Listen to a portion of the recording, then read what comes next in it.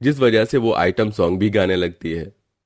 जय गणेश जय गणेश जय गणेश देवा, आ जलेबी बाई, आ जलेबी बाई, माता जाकी पार्वती मुन्नी बदनाम हुई, डार्लिंग तेरे लिए तेरी मेरी कहानी है बारिशों का पानी, अंधन को आंख देत कूड़न को काया, चिकनी चमेली चुपके अकेली पौआ चढ़ा के आई। अरे सावित्री, तेरी बड़ी बहू कैसी आरती गा रही है। इसकी शादी को तो बहुत टाइम हो गया ना। ये सब क्या चल रहा है अनीशा?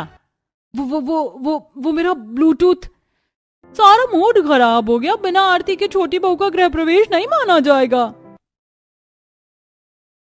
मैं गाती हूँ माँ जी। जय गणेश जय गणेश जय गणेश देवा, माता जाकी पार्वती पिता महादेवा, बोलो गणपति बप्पा की जय। अरे वाह माधवी बहू, तुम तो बहुत मीठा गाना गाती हो। क्या सुरीली आवाज है तुम्हारी। ये तो है। तभी सारी रस्म होने के बाद गली की औरतें चली जाती हैं और अनीशा का माधवी की आरती करने से मुंह बन जाता है। अगले दिन पहली रसोई में माधवी सबको अच्छा खाना बनाकर खिलाती है। वाह माधुरी, तुम तो बहुत अच्छा खाना बनाती हो और तुम्हारे हाथ की बनाई हुई खीर तो मस्त है। रोहित बेटा, तूने बिल्कुल ठीक बोला। ये लो बहू, तुम्हारे नेक के पैसे। नहीं पापा जी, मुझे नहीं चाहिए। आपका आशीर्वाद ही मेरे लिए नेक है। देख रहे हैं ना मेरी ये बहू, बड़ी वाली बहू से कितनी अच्छी है। हाँ माँ जी, अच्छी है, लेकिन है तो एक गरीब घर से ही। मेरे सामने इसका कोई स्टैंडर्ड नहीं है। बहू, वो अमीर घर से है या गरीब घर से, ये मैटर नहीं करता। वो हम सबके साथ कितना अच्छे से घुल मिल रही है, ये मैटर करता है। और तू तो आज तक इस घर में बिल्कुल भी घुली मिली नहीं है। 3 दिन बीतते हैं। अनीशा अपनी अमीरी की वजह से घर में किसी से ढंग से बात नहीं करती थी, सबका निरादर करती थी। मेहमान आते हैं तो उनके पांव भी नहीं छूती, न नमस्ते करती, न उन्हें कुछ खाना वगैरह पूछती। लेकिन गरीब घर की बहू सबसे प्यार से अच्छे से बात करती है, अपने हाथ से अच्छा अच्छा खाना बनाकर सबको खिलाती है और उसकी तारीफ भी बहुत होती है। अरे वाह सावित्री, छोटी बहू तो बहुत अच्छी है। 3 दिन बाद तो कर रही है ना। बहू की मुंह दिखाई बता दे, हम भी तैयारी कर लेंगे। हाँ, संडे को तुम सब मुंह दिखाई के लिए आ जाना। अब बहू जरा अपने हाथ की कचौड़ी रायता और देना। बड़ी बहू के हाथ का तो खाना तो चखने को मिला नहीं, तुम्हारा ही सही।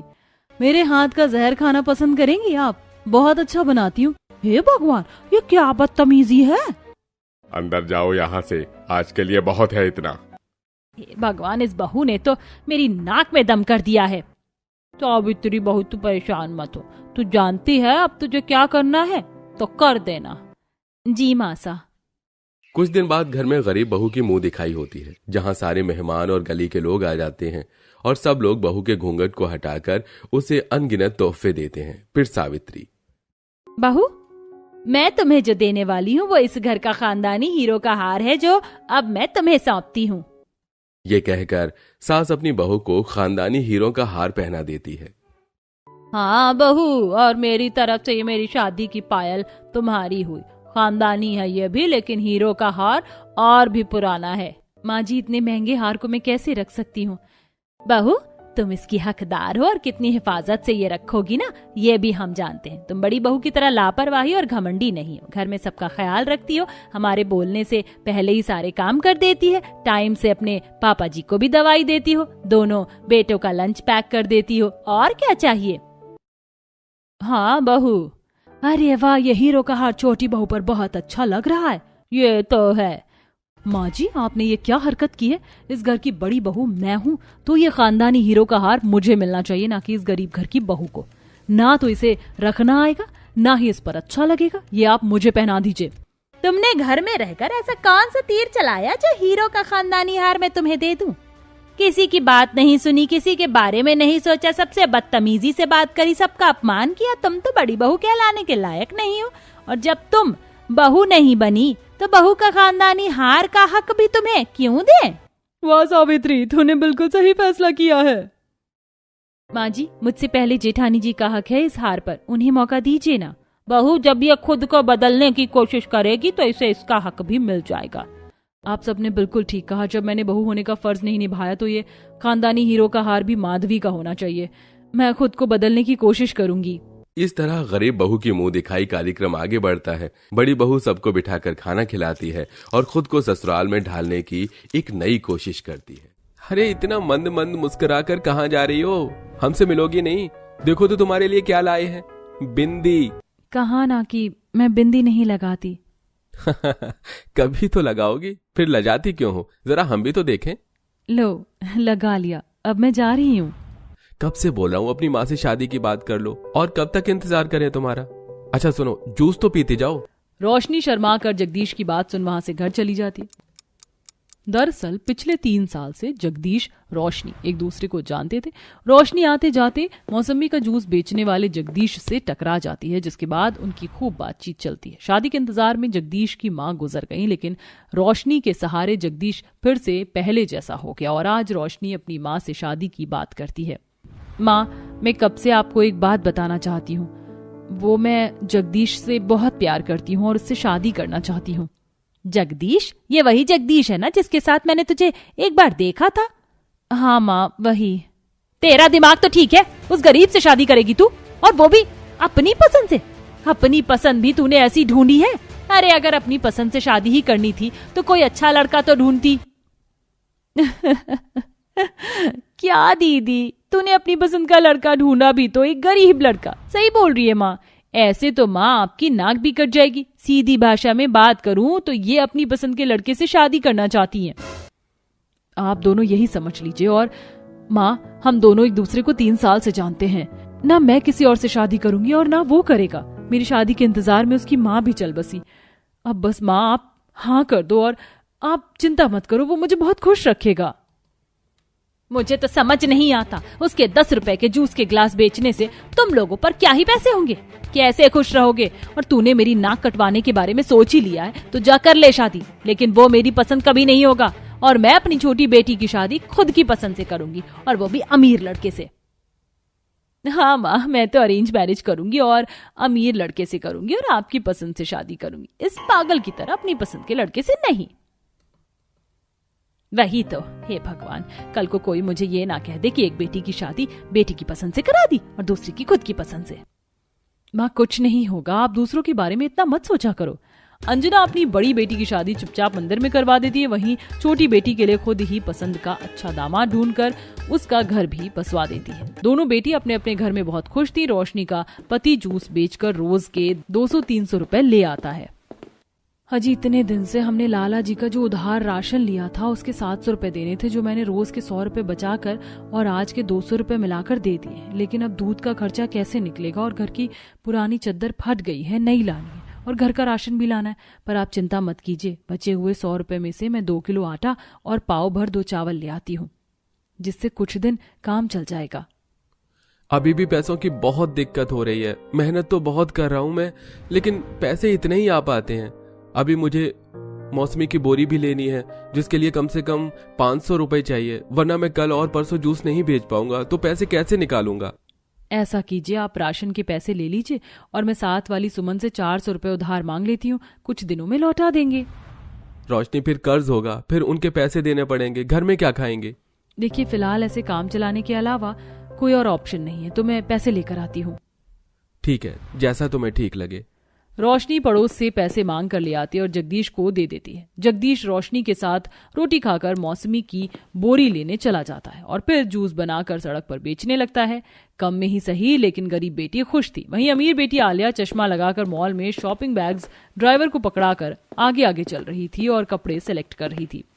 ओह वाह, ये ड्रेस भी मुझे बहुत पसंद है, किटी पार्टी में यही पहन कर जाऊंगी। ड्राइवर, इसे भी पकड़ो।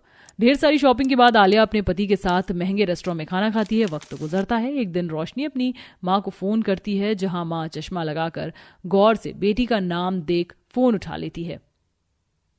हेलो, हाँ रोशनी बोल, कैसी है? आप मुझसे नाराज तो नहीं है ना? क्या नाराज हूँ? जब शादी तूने अपनी पसंद से ही कर ली है तो मेरी नाराजगी से क्या ही फर्क पड़ेगा, लेकिन उस गरीब दामाद से मेरी कभी नहीं बन सकती। माँ, उन्हें एक मौका तो दीजिए, वो बहुत अच्छे हैं, मेरा बहुत ख्याल रखते हैं और पगफेरे के बाद मैं आपसे मिल नहीं पाई हूँ और आप मेरे ससुराल भी नहीं आई, तो बस मैं एक छोटी सी दावत करना चाहती हूँ। ये भी खुद चाहते हैं कि आप कभी तो हमारे घर आए, इनको बहुत खुशी होगी। तो इतना कह रही है तो ठीक है, लेकिन मैं ज्यादा देर तक नहीं रुकूंगी। मुझे उस जूस वाले जगदीश से कोई बात नहीं करनी। ठीक है माँ, बस आप आ जाना, उनके लिए उतना ही काफी है।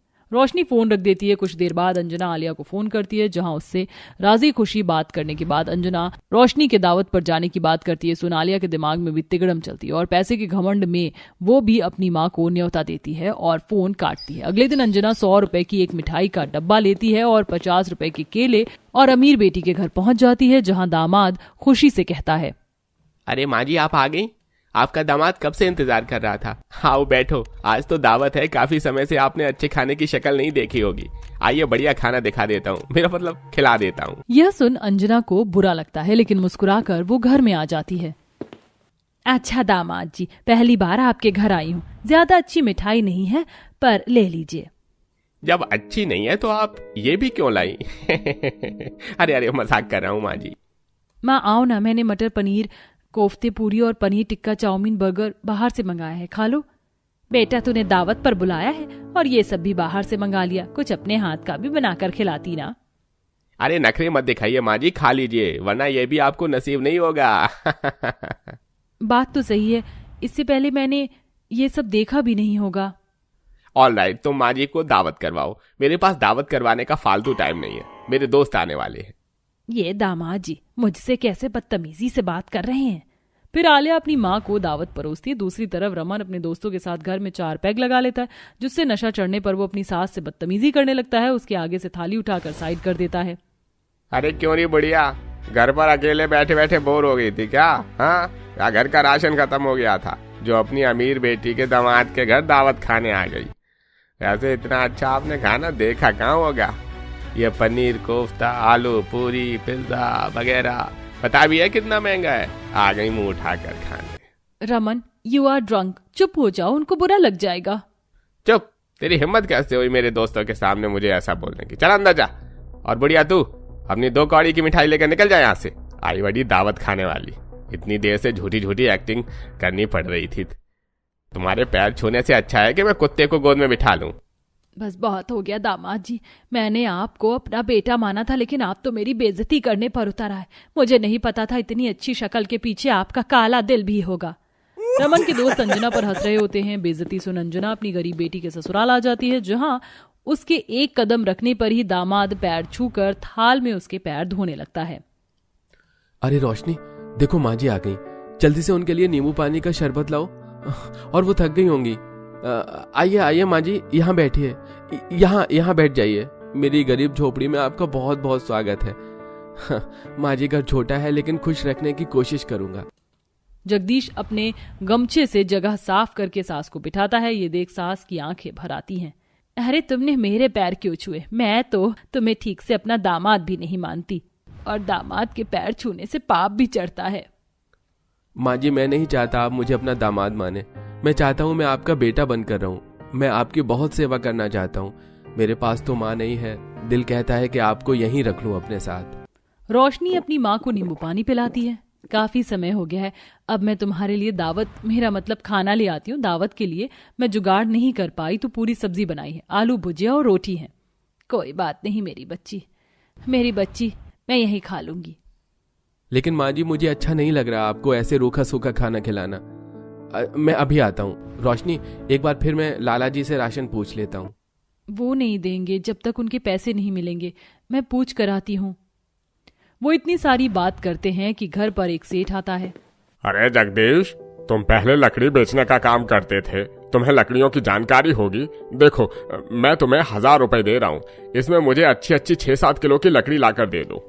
ये सुन जगदीश के चेहरे पर एक मुस्कुराहट आ जाती है और वो एडवांस पैसे लेकर सबसे पहले घर में राशन ला कर देता है, जिससे रोशनी मटर पनीर, पूरी, खीर, हलवा तैयार करती है। और जगदीश जंगल में जाकर अच्छी लकड़ी काट कर छांट कर अपने कंधे पर लेकर आता है और सेठ को दे देता है।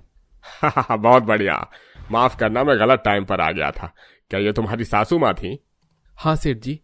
फिर जगदीश घर जाकर अच्छा दावत बन जाने पर अपनी सास को हाथ से परोसता है। उसका ये प्यार देख अंजना की आंखें भर आती हैं।